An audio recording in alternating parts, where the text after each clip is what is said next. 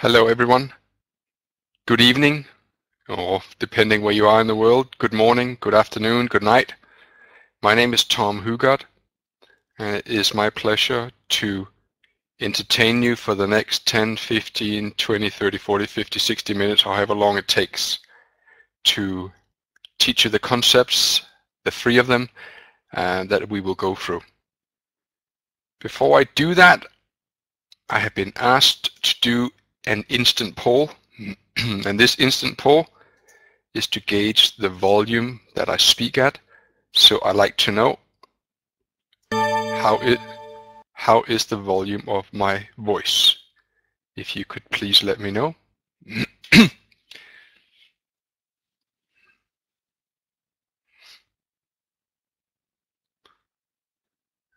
Okay, it's fairly conclusive. 97% of you think that I have a husky, sexy voice, and you all love me already. And there's 2% of you that don't like me. No, seriously, most of you think that the volume is perfect, and there's one of you that think it's too loud. The person who thinks it's too loud, may I ask you to kindly reduce your volume? I think the problem may be in your side. Okay, so I will close the poll. The next task that I have, which is fairly rigid, is that I have to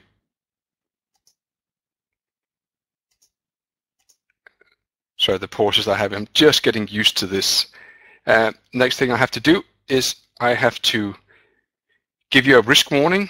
Spread betting and CFD trading both carry a high level of risk to your capital, with the possibility of losing more than your initial investment. These products may not be suitable for all investors, only intended for people over 18. Please ensure that you are fully aware of the risks involved and, if necessary, seek independent financial advice. The content of this is educationally only. The content of this webinar is the personal opinion of the moderator, i.e. me, Tom Hougaard, and not intertrader.com. The content does not constitute financial, investment, or tax advice. You are advised to discuss your specific requirements with an independent financial advisor prior to entering into any bet. Intertrader.com is not responsible and disclaims any and all liability for the content or comments during this session. Okay, well, that's fairly conclusive. So now you know, don't blame Intertrader, blame me. With that in mind, I'd like to just give you 30 seconds on myself. I trade every day from around 6:30 in the morning till around 7, 8 at night. I do that 5 days a week.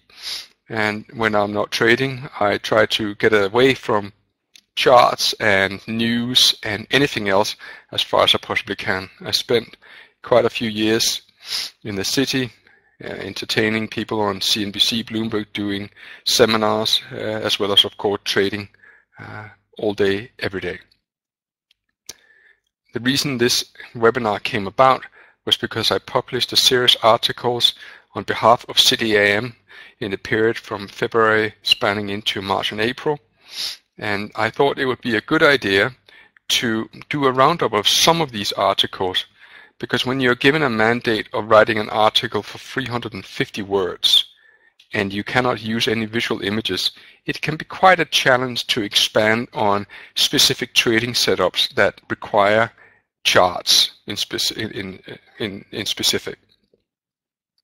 So this is my opportunity to show you some of the things that if I had a bit more space and time in the articles, I would have elaborated on.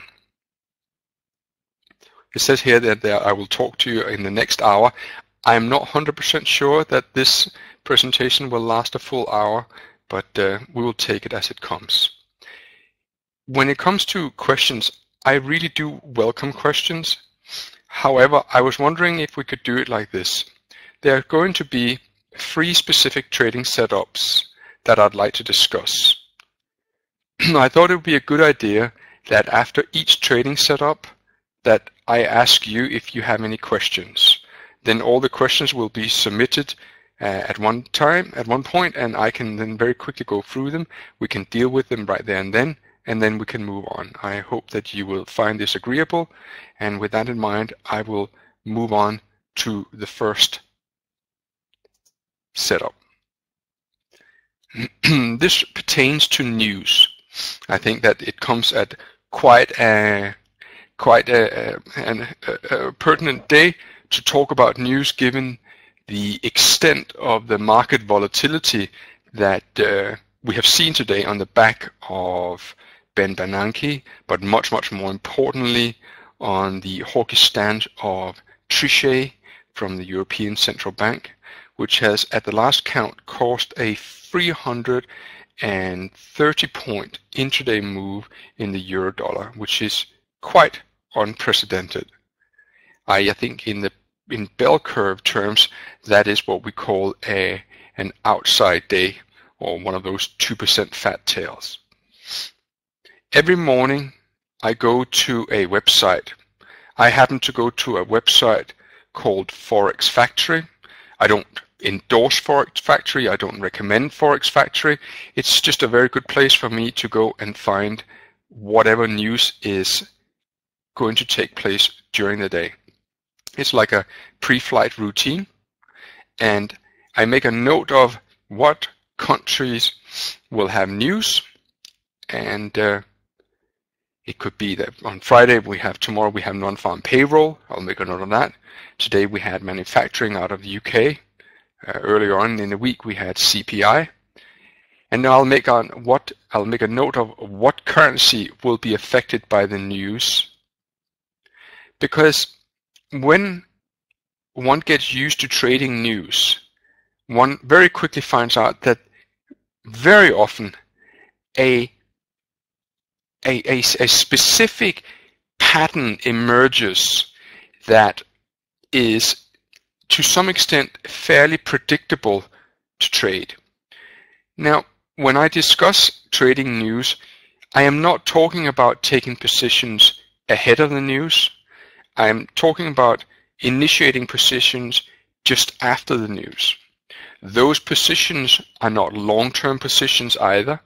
They are what I would call very short-term positions, where I'm anticipating to take anything from 10 to 30 pips out of the market. I'm not looking to establish a swing trade, but I am looking to get in on the action. I don't focus on what the news is itself, so I don't care if it's CPI or non-farm payroll or PPI or earnings or whatever else of multitude of economic news that you're seeing during a trading month. All I'm focused on is the direction that is set after the news. In particular, I like to trade sterling dollar, mostly because the news being released out of Britain tends to surprise the market. And it is this surprise to the market that causes imbalances in the demand and supply. And that is what I want to trade. So the process of how I trade news is that step one is I wait for the news to be released. I don't try to anticipate what the news is going to be under any circumstances. The second step is that once the news has been released and the news has been absorbed by the market in the first 2-3 seconds after the news, I will be looking to enter a position in the direction of the spike of the news on the smallest of retracements. My first objective when I do this is to move my stop loss wherever I have decided to move my stop loss down to break even. The second objective that I have is to get 15 or more points in the bag quite quickly. And by quite quickly, we're talking about trades here that will, in most instances, last no more than 5 minutes, or about 300 seconds. There will be a lot of questions that will arise as a result of this page. So let's go through them in more detail. But this is what I struggled to put forth in just using the written word. And so luckily here, I can use charts. There is a note to step 2. Understanding of price action is crucial. And the only way that you can master price action, I feel, is by practice. It's a little bit like being a squash player. I like playing squash, and I bought a couple of squash books, and I would often sit there on the court trying to absorb some of the strokes that I wanted to practice. But no matter how much I read a squash book, it would make very little difference until I started practicing it. And every day, most days, you'll find news releases that will give you an opportunity to practice the process that we're dealing with here. In particular, you will find the news in sterling dollar, i.e. out of Britain, to be crucial. Also in Switzerland. The Eurozone's news tend to be quite well published in advance. So there's quite often very often you won't find any surprises, bar today. That is, Trichet's comment obviously did surprise the market to a large extent. So moving on to the first slide. This is indeed a 1-minute chart of sterling dollar. And this took place back in April on the 20th when there was I believe it was a CPI release. You see that the market is fairly range. Actually, do you know what I would like to start with? I'd like to start off with just simply by explaining my chart. This is a candle chart, and the blue line that you're seeing running through the candle chart is a moving average. I happen to move an 89-period exponential moving average on virtually everything that I do. It has just become a rule of thumb for me. Don't ask me why 89 is so significant. You probably already know that it is a Fibonacci number. But I have found that the 89 period moving average on the way that I trade suits me particularly well. The new spike comes on that long red candle that you see in the middle. Now here's my philosophy. Just before a news is released, all the market makers in the currency market are on the sides, and there's very little liquidity in the market. Unlike the futures market, which is traded on a central unit, an exchange such as the Eurex or CME or CBOT, the Forex market is dominated by a handful of large market makers such as Goldman Sachs, Deutsche Bank, Dresdner Kleinwort Benson, UBS Warburg, and then also by a series of somewhat smaller players such as, even my own hometown, the Danske Bank, which is the Danish bank, probably also accounts for a little bit. I know Saxo Bank is also considered one of the top 10 tiers of market makers in the currency market. And all of those will be standing aside until the news has been released. The moment the news has been released and you see a price spike like that, don't think for 1 second that everyone but you have now been filled on the side of the direction of this move, in this case short. Don't think that everyone has been filled. Which leads me to believe that that spike that you're seeing there, it's actually just for show. It may have been the result of some trades being executed in the market, but very few. And I'd like to cite an example. About 3 years ago, the Bank of England surprised everyone with an interest rate rise. And sterling dollar rose 150 pips in less than 5 seconds. A friend of mine on the trading floor that I was working at the time went into what's called price and sales on his Bloomberg terminal, and he established that it took 3 trades, that's right, 1, 2, 3 trades to move the market 150 points. And this is in a market that sees, if not millions, hundreds of thousands of transactions every single day. So when I say that this long spike down is for show, you should begin to think of, okay, the market has now been displaced, and there will now be many people who will be on the wrong side of the market. Stops needs to be filled. The vast majority of us will execute our trades using, for example, spread betting. So we often enjoy the luxury of being filled pretty much where our stop is. There may be a little bit of slippage, but in the open market amongst the institutional traders, they don't have that luxury. So you can see that spike down as, okay, this is now the new price level, now begin to conduct business. And this is where I step in. The market has now ascertained on my behalf that it wants to move lower.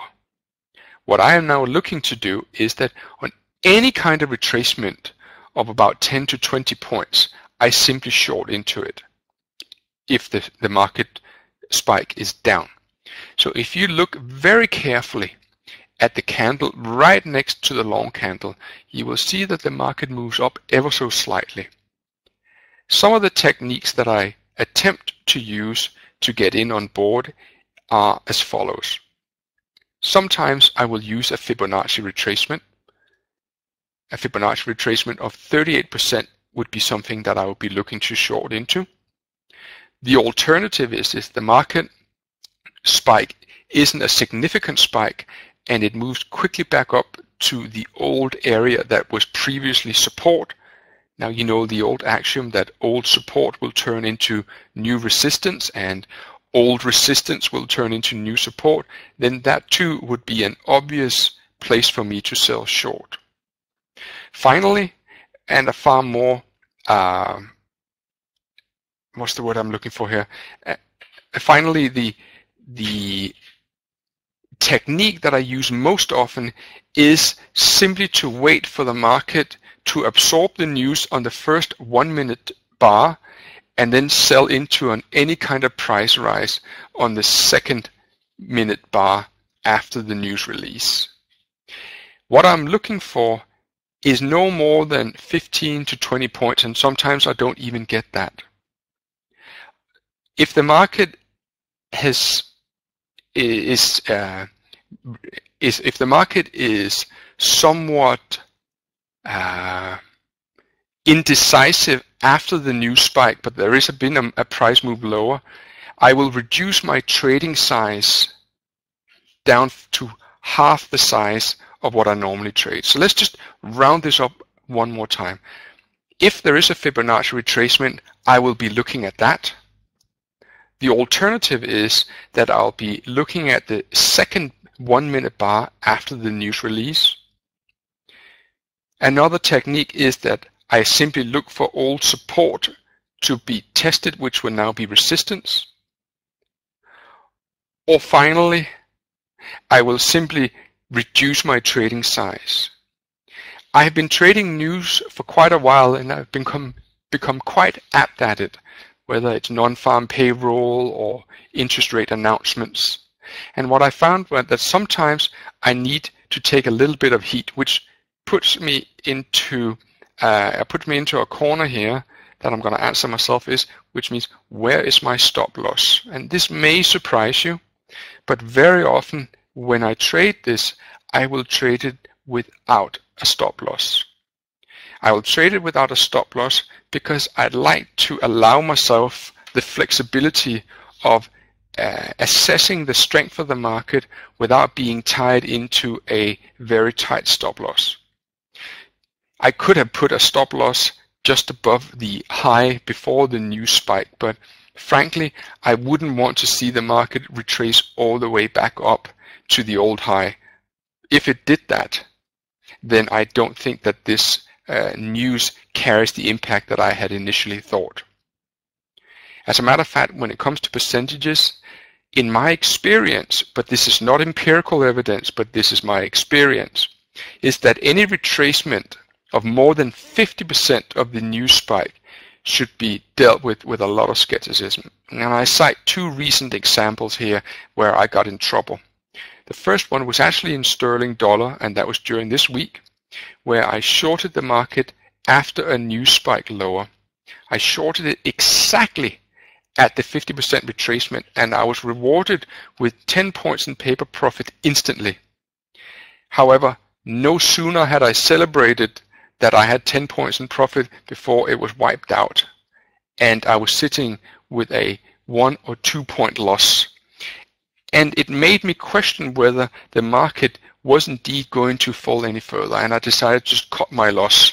And that loss actually turned out to be a 1 point profit, but that was just sheer luck. I was happy to make that decision because the market continued to evaporate the entire news spike loss. A second example goes back a little bit, a while back, and it was in a news spike in dollar-yen.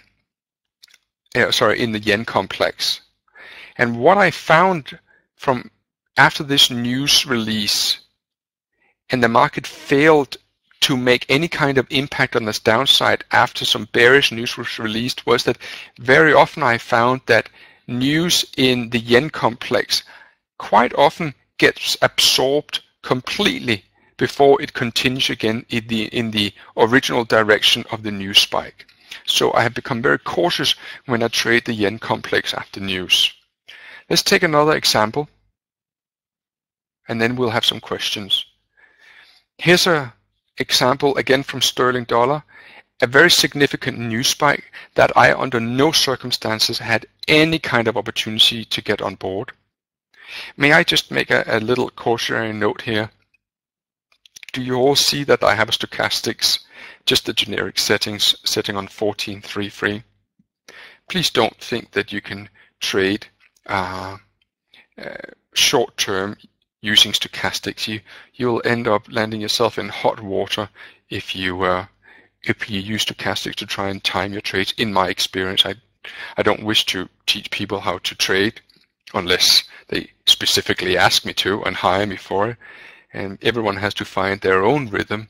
But I think this chart here is a prime reason why I'm skeptical about using stochastics for overbought and oversold, in that you have a market that is overbought around 9:30 till 10:30, but that doesn't stop the market from going up another 30-40 pips. So in this example, the market spikes higher, and on the second bar it carries on up, but over the next 3 or 4 minutes we see a retracement. And what I will be looking to do, as close as I possibly can, is to find some way of getting in. Now let me just see here if I can actually draw this. I suspect that I can. Just 1 second. What you're seeing here is the old high. Now, how do I get rid of that? I think I do it like this, yeah. And that old high, so drawing a straight line like this it's not the easiest thing in the world. And this low here are only about a handful of pips apart. And what I'm looking to do, whether I get filled here or filled a little bit lower, I'm simply looking to buy the market after the news spike. And if I get just 10 points out of it, then so let that be it. If I can trade a news announcement 5 times a week and I can take a handful or 10 or 15 pips out of it every time, then I'm quite happy. And this is a fairly reliable technique from my point of view. It's difficult to test because what you're really relying on is you being streetwise and you being able to stay cool at times, but also to handle the pressure that comes from getting in too soon or seeing the market moves temporarily against you.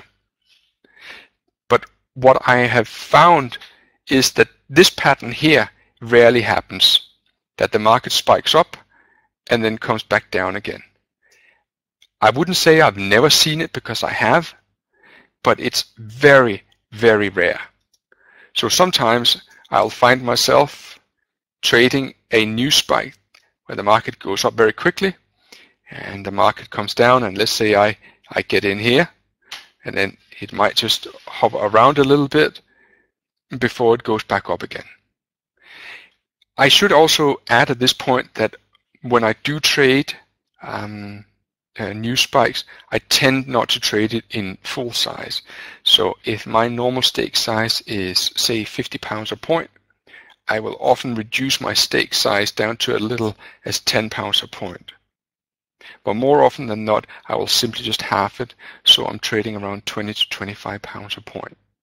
That may sound small in some people's ears, it may sound horrendously big in some people's ears, but it's just a function of your trading capital. See if I have another slide.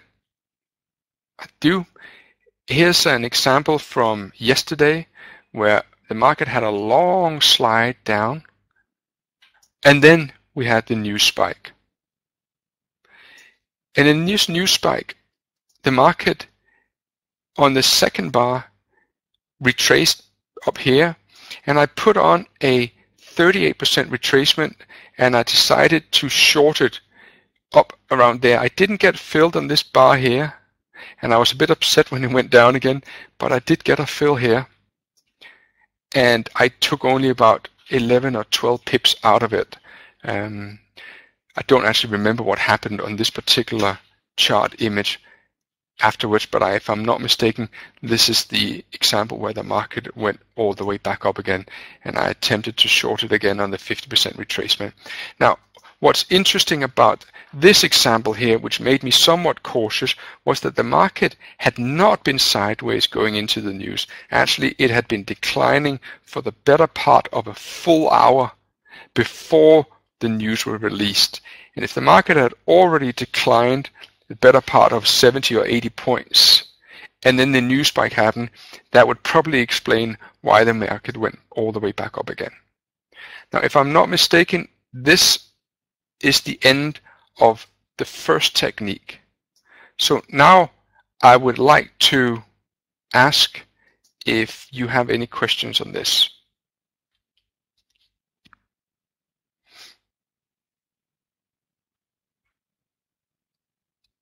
So I'm waiting for you to type any questions if you have any, otherwise I will move on.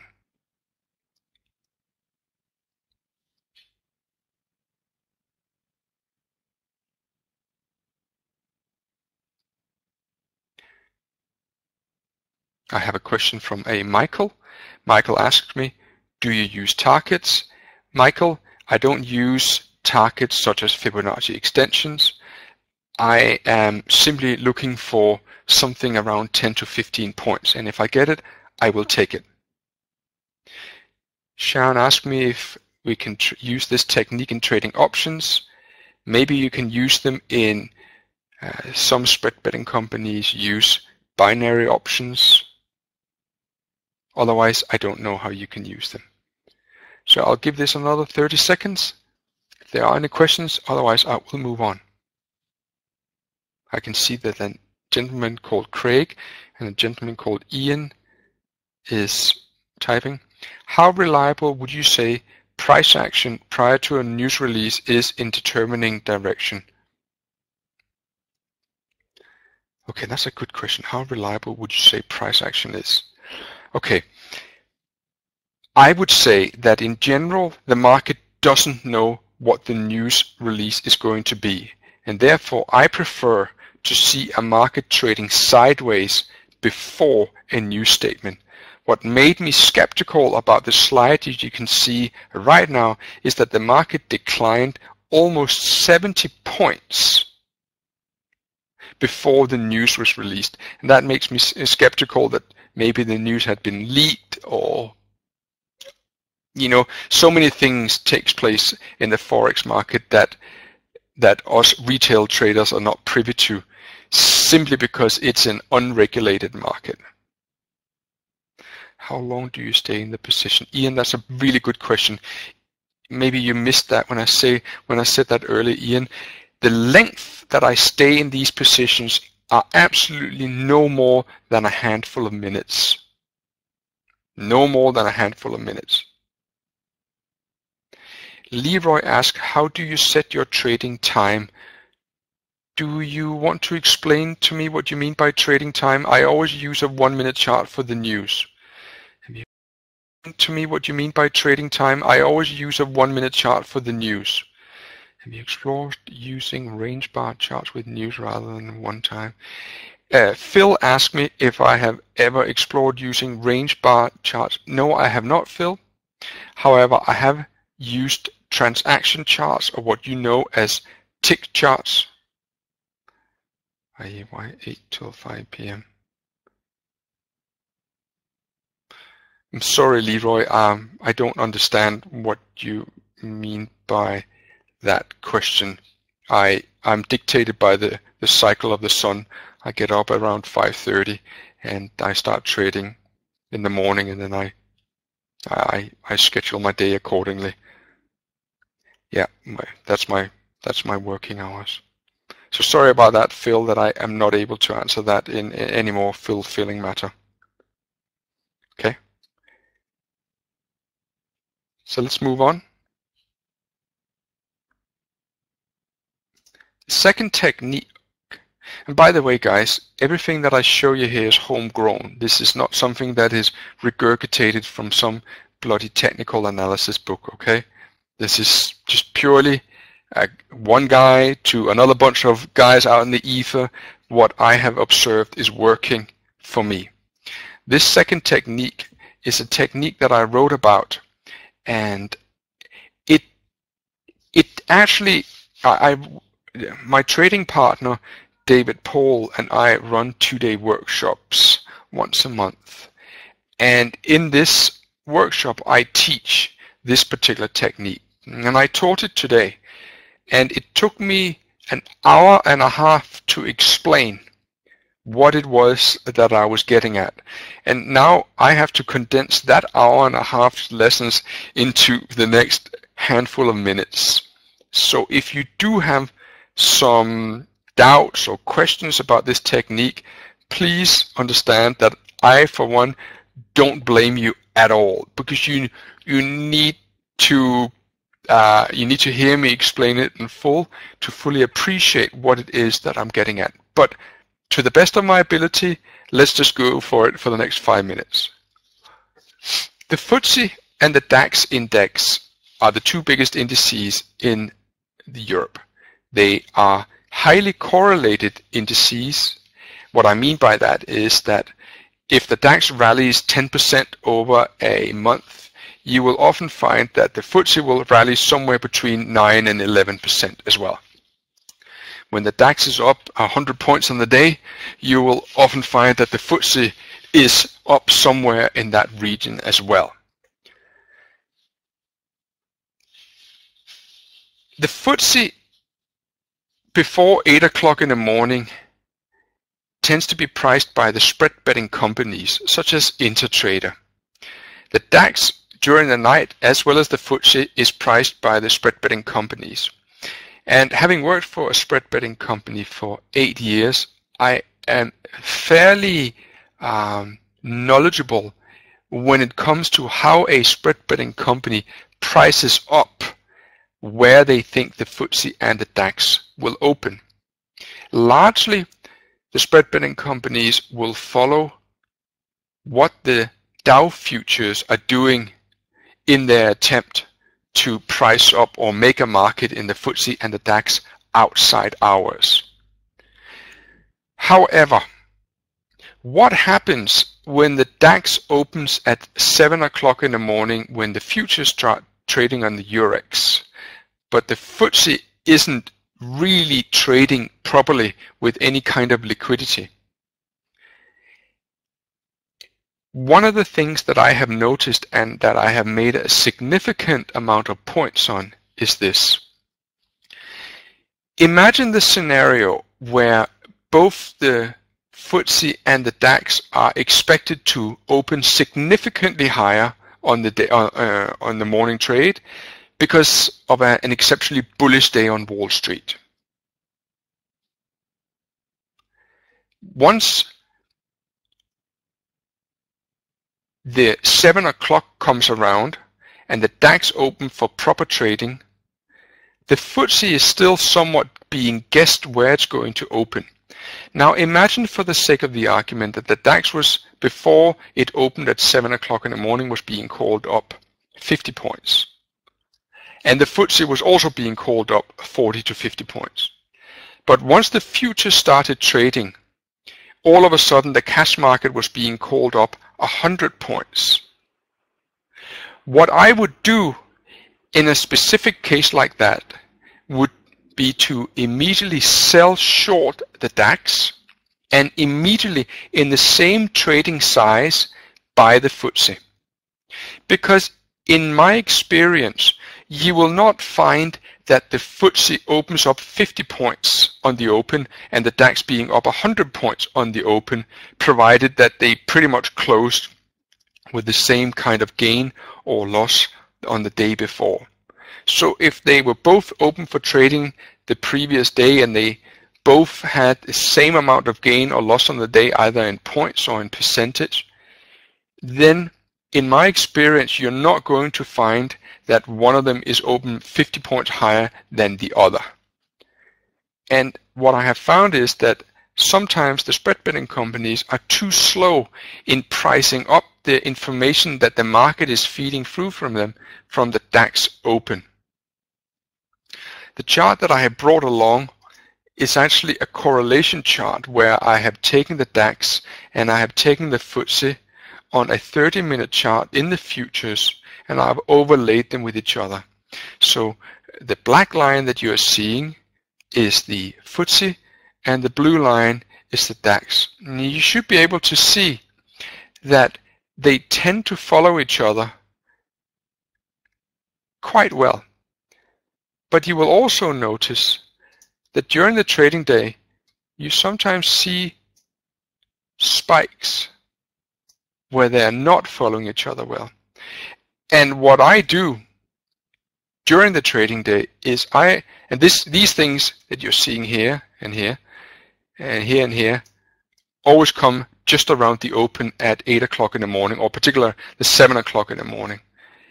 And what I am doing is I'm watching the market like a hawk, and I tend to bet that any kind of discrepancy larger than a 30-point move from each other, I will bet that those two would revert to the mean. So I guess it's what we call a mean reversion trade. As I said, I have made quite good points on this, but I'd like to tell you a story where it went disastrously wrong for me. It was about 5 years ago, and I noted that the DAX was quite strong on the day, but the FTSE was just sitting around the flat line, not really doing anything. I decided the DAX was up 30 points and the FTSE was flat on the day. So I decided to buy the FTSE, and I decided to sell short the DAX in the same trading amount, hoping that either the DAX would fall or the FTSE would catch up with the DAX. So as I said, the DAX was up 30 and the FTSE was flat on the day. About an hour later, the DAX was up 35 points, but now the FTSE had slipped 5 points into negative on the day. And I thought, well, you know, it probably just needs a little bit more time. I'm going to double up. So I bought more FTSE and I sold more DAX, hoping that by the time that the US trading session would kick in around 2:30, those two indices would have reverted back to the mean. One of the problems with this technique, ladies and gentlemen, is that it's quite impossible to put a stop loss in. So that is why it is absolutely not for everyone. You can't put a stop loss in when you're doing arbitrage between two indices, simply because where you're going to put it. You could find that, like I was the other day, I made 135 points in the DAX on Tuesday morning, but at the same time I was losing 50 points in the FTSE. I had shorted the DAX, but I had bought the FTSE, and the FTSE was coming down as well, but it wasn't coming down as fast as the DAX, because the DAX had been open during the bank holidays and the royal wedding and had rallied quite significantly, and I betted that either the FTSE would catch up or the DAX would come back down again. But in this particular example 5 years ago, Around 11 o'clock, Barclays Bank announced a profit warning, and the FTSE fell 85 points in one flat line, one straight line, and the DAX didn't budge a pip. So now I had a small losing trade in the DAX that had gone against me, but I had a significant loss in the FTSE 100. So two things I learned from that.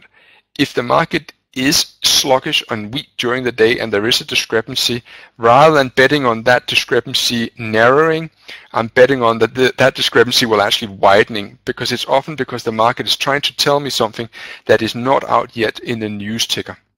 Secondly, it also taught me don't ever add to a losing position and don't double up on a spread trade.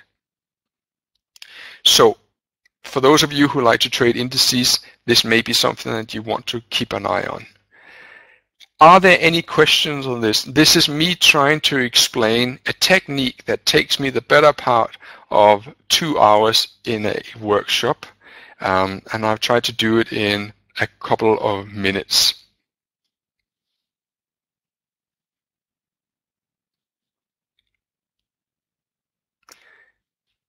Asan is asking me, why do stock indices open at different levels when the market has been closed? Simply because those who are making the markets are brokers, also known as market makers, and they're the ones who will mark prices up or mark prices down depending on demand and supply. Trevor asked me, what time should you put your trades on? The answer here is somewhere between 6:45 and 8 o'clock in the morning.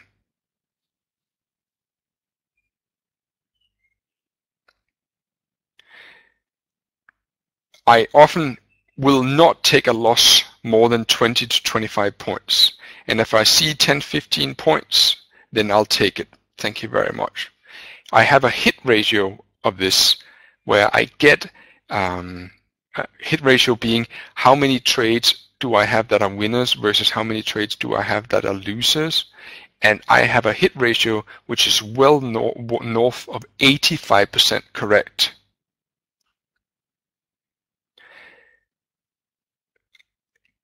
Gerdet asked me if I only trade this strategy on indices. No, I don't. I also trade it on currencies, but that is a topic for another time, Gerdet. I'm sorry if I didn't pronounce that Gerdet name correct. Keith asks a superb question. He asks, how do you manage the increased risk with the wider spreads before the open on the FTSE? Keith, that is just a superb question. That is the reason why I often want to wait until 7 o'clock where the DAX opens and I don't have to contend with a 10-point spread. Sometimes it means that I lose some of my edge, and sometimes the risk to reward is just so compelling that I will happily eat the increased spread size. The overnight FTSE that you're seeing, John, that's a really good question. John is asking me, what is the overnight FTSE we see? Well, actually, the FTSE futures are now opening at 1 o'clock in the morning. And I thought when they did, this was something they introduced in September last year, I thought, that's it. My spread trade is dead. I can no longer do it. But actually, what I realized from observing it during the market hours in the night was that there is very little volume. I mean, we are talking about a handful of contracts an hour at most. There is no liquidity whatsoever. So I find that the issue that I thought I had with the FTSE actually pricing in probably the open correctly is just not the case. So one way you could start observing this technique is to observe how often do the spread betting companies actually get the 8 o'clock cash price open correct as opposed to what they were quoting at, say, 15 minutes before. I will not hold these positions overnight. Again, the techniques that I brought for you here are very short-term techniques. The other correlations that I find is, oh, Michael, I'm going to have to disappoint you here and say that's a topic for another time. You're going to have to ask Intertrader for that. Joris asks me, sometimes you use the discrepancy and sometimes you don't.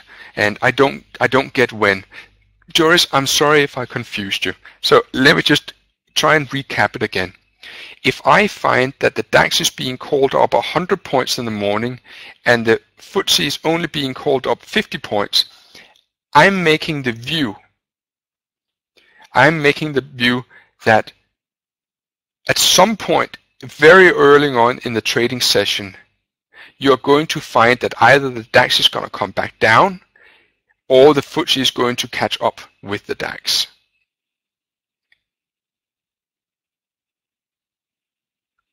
I'm not sure, Michael, if you can trade ETFs on InterTrader.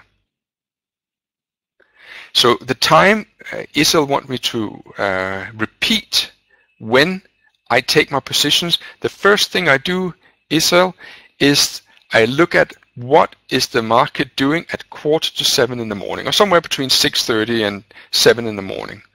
I then watch what is the DAX doing as it begins to trade at 7 o'clock. That's when the futures are trading on Eurex. And then I look at what are the futures in Germany saying about the German cash market, and what is the FTSE priced at in relation to where they to open down 100, and they are expecting the FTSE to open down 10.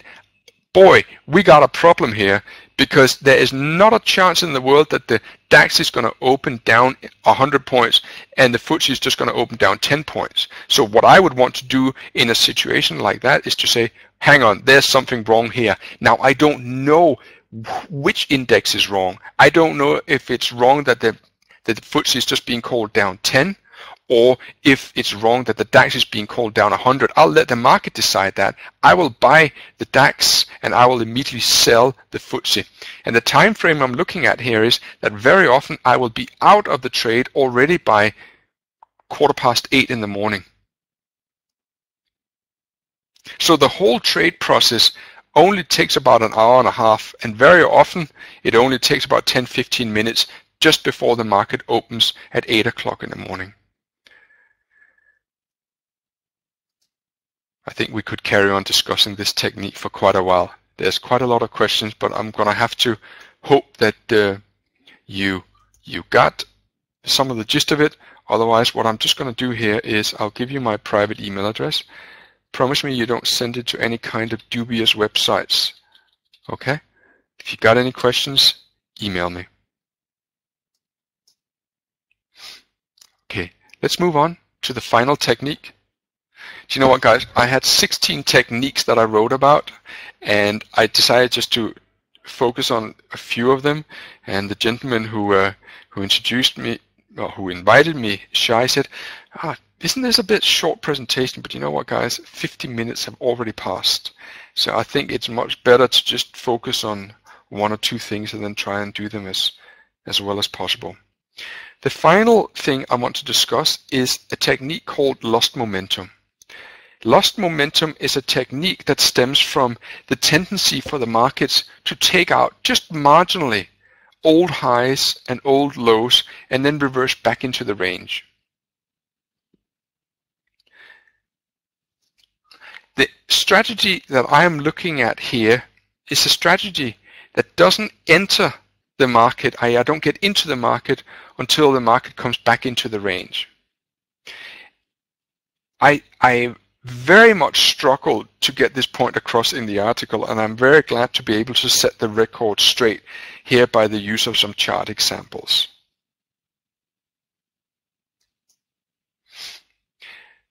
Let me just skip this slide here and then go to a chart.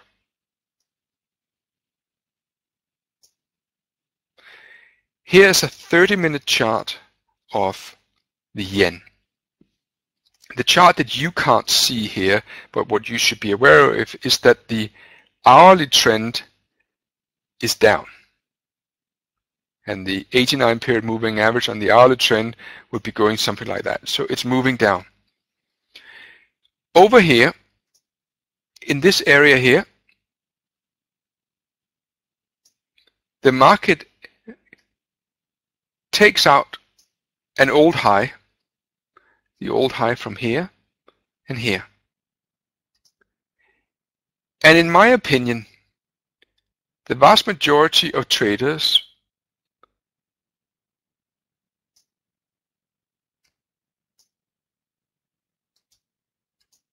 would be looking for a breakout trade that would go something like this. Some traders would be looking to view the market as going up and coming back down again, and they would be buyers here. I have absolutely nothing against that technique either, but the technique I want to illustrate for you is this. We have ascertained that the trend in this particular case is down. I use a simple moving average, or exponential moving average. I use some sort of trend device to define the trend. I define my time frame. Define your time frame, ladies and gentlemen. There's nothing esoteric about that. It's just, what time frame do you like to trade? Do you like to trade off an hourly chart, or do you like to trade off an half-hour chart? What my own mentor taught me was that if I trade a 15-minute chart, this is me drawing a 15, then you should look at the trend, and you should always be aware of the trend on the double time period. So if you're trading a 15-minute chart, always be aware of the trend on the 30-minute chart. Now, wait for the market to take out a high or a low and get ready to place an order, anticipating that the market will move back into the range. So when this breakout here is taking place, I'm not saying, oh, this is going to go up here. I'm not saying either it's going to go down here. I'm simply waiting for the market to do whatever it wants to do.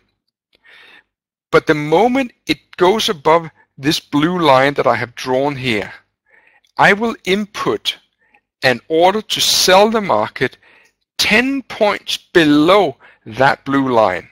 Now this 10 points, please don't take it too literally, because it depends a little bit about what currency it is that I'm trading. The Japanese yen is a fairly low volatility currency, so I feel that that number can be somewhat lower. If I was trading something like sterling yen, I would most likely be using a 20-point entry below any horizontal line. But the philosophy here is that we are not really going to judge whether this breakout here fails or not. What we are saying is that if it does indeed fail, I want to be a seller right here. So it's a bit like a surfer. You're simply just waiting for the wave to catch up with you and hopefully take you with it. And you would place a stop loss here. So it's one of those techniques where you input a market order, but you will actually have to be watching it, because you need to know where to put your stop loss. And the stop loss I tend to either put above the blue line, but preferably in this case here, I would put it below, just above the old high. So in this particular chart example, we are looking at a market entry around 81, and we would have a stop loss around 81.20. And the advantage of this technique, ladies and gentlemen, is that it allows us to ascertain what our pip count loss is going to be. And that means that we can increase our trading size if the stop loss is smaller. So if we're risking 1% of our capital on each trade, and we have a £10,000 account, that means that we are risking £100. That means that if we got a 20-point stop, we can risk £5 a point. If, for example, the stop loss has to be 40 pips rather than 20 pips, then it naturally goes to conclude that we have to reduce our trading size. That's just proper money management. See if I got another example for you. I should have. Here is an example in the gold market. There's actually also a few here. The trend is down, and the market takes up an old high and comes back down again. But you can see here that it wouldn't be a lot of dollars that we'll be playing for. This trade that I implemented here, I was far more pleased with because I had just using my eye. May I just teach you 10 seconds of my philosophy about charts? The only thing you ever see on a chart, whatever it may be, is what you trained your eyes to see. Sure, a good book, a good course can point out things to you. But the only thing you ever see is through practice, practice, practice, practice. And that's all. So I say that we can very quickly learn technical analysis. We need to make sure that we keep ourselves updated and that we keep our minds fresh. But the best thing we can do for ourselves is to keep our mind sound and safe, because having been trading through a day like today, and today hasn't been a very good trading day for me, would you believe it, despite the volatility, was that when we come at the end of the day, we are ready to fight another day tomorrow. That's the most important thing. So in this case here, we have a horizontal line that the market dips above, and I will then put a market order to sell short down here, and hopefully I will be caught up. Now, one of the things I'm wary about here is that every single example that I'm showing you is a winning example, and I really don't like that. That's why when I do trading seminars, we don't do PowerPoint presentations, my trading partner and I. We do everything in a live environment, and we trade live throughout the 2 days, because we don't want to give people who have invested money in education to get this impression that trading is easy and that every single trade that they put on is going to be a winning trade. It was also one of the reasons why I was in my note I was adamant that I was going to tell this story about how I lost my trousers buying the FTSE after just before the profit warning in Barclays. So with that in mind, just coming up to the full hour, is almost 9 o'clock, and we've been going for an hour. This is the last slide that I wanted to show you. And lost momentum, I can tell you the story behind it. Lost momentum came about from my trading partner's point of view, is he spent a full summer about a decade ago going through every single trading of GAN. GAN, I don't know, do you guys know GAN? One of the most famous technical analysts. Well, some of you do. If you don't, then it might just be a good idea to Google GANN.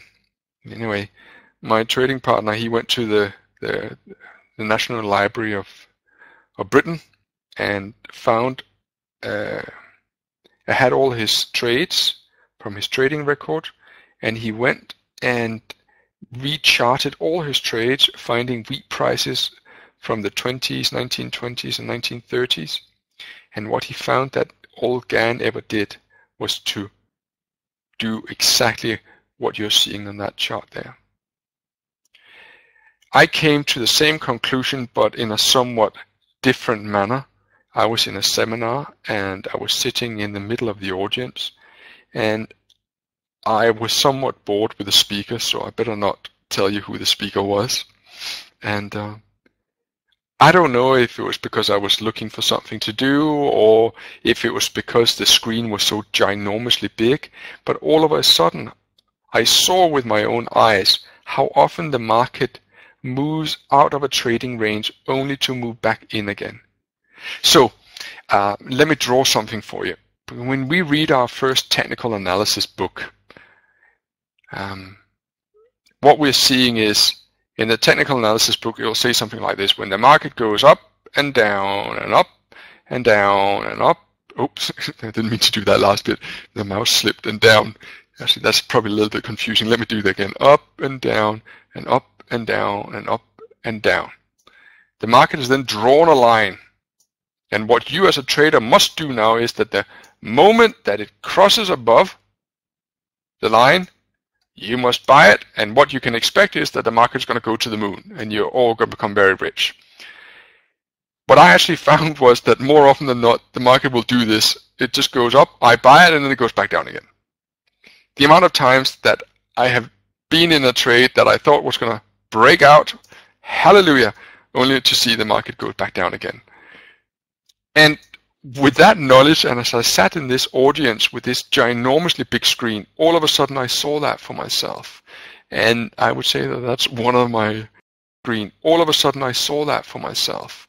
And I would say that that's one of my best techniques. It's very simple, but so what? So what that it's simple?